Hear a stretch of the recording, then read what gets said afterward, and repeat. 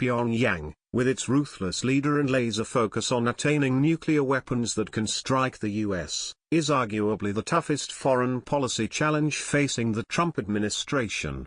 North Korea scares the region and has stymied past US presidents. Trump administration officials have warned that all options are on the table for responding to Pyongyang. It's fair to say none of them are good, but the US and United Nations have introduced sanctions that make it hard for North Korea to use the international financial system or for its businesses to function abroad. But they haven't changed Pyongyang's trajectory. Now, Secretary of State Rex Tillerson has put countries on notice that if they or their companies help North Korea, also known as the DPRK, they'll face penalties. That mostly means China, which accounts for 90% of North Korea's trade. That doesn't seem to be working yet. North Korea has been accused of funding its missile program through illicit dealings across the globe, with crimes such as hacking banks, selling weapons, dealing drugs, counterfeiting cash and even trafficking endangered species. These operations are believed to rake in hundreds of millions of dollars and allow Pyongyang to pursue its nuclear ambitions as sanctions cripple the country's economy. According to analysts who spoke to CNN, experts say shutting off that revenue may prove difficult, like playing a game of international whack-a-mole, due to North Korea's adaptive overseas network used to nest and disguise their illicit business amongst legal trade activities. This could involve penetrating North Korea with news about the outside world, to undermine the regime's control.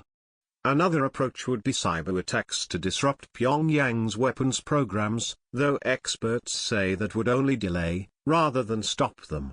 Previous US administrations have tried dialogue. Past talks have included South Korea, Japan, China, and Russia. They haven't worked. For 20 years, North Korea has promised to drop its nuclear program in exchange for aid and sanctions relief, and then broken those promises. Earlier this year, Trump said he would be willing to meet with North Korean leader Kim Jong-un under the right circumstances to defuse tensions over North Korea's nuclear program. No sitting US president has ever met with the leader of North Korea while in power, and the idea is extremely controversial. But some lawmakers have said they would be willing to support the idea following Pyongyang's latest missile test. This is new, and we'll see how it works. In April, Tillerson asked all UN members to fully implement sanctions, to cut or downgrade diplomatic relations with North Korea, and increase its financial isolation.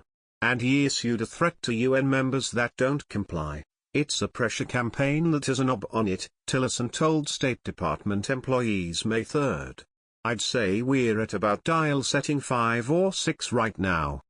Though Tillerson did not specify how those third-country sanctions would work, part of the strategy involves asking countries around the globe to scale back their diplomatic relationships with Pyongyang.